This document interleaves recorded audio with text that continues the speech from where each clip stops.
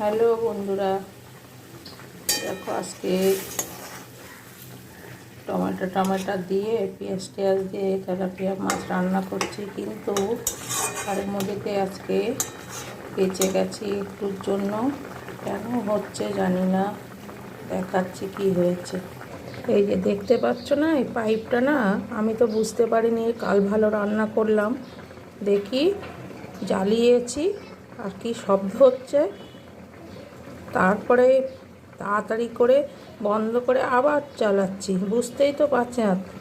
তারপরে দেখি একটা শব্দ হয়েছে, সঙ্গে সঙ্গে দেখি এটা ভেঙে পড়ে গেছে। তলার যে পাইপটার সাথে লাগানো থাকে আওয়াজ হচ্ছে।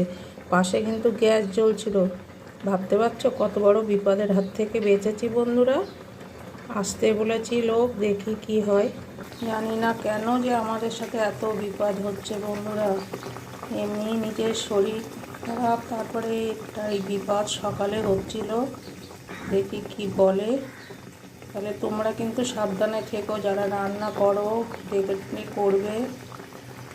ভালো থেকো বন্ধুরা, টাটা। আজকে এটাই রান্না করলাম, আর একটা কিছু করবো। গ্যাস তো অচল আজকে। আর এই যে ফুচকিয়ারির ভাতও করা গেছে, এখনও ধোয়া বেরোচ্ছে। দেখো কী করবো বলো, আজকে এইভাবেই সেরে দিই।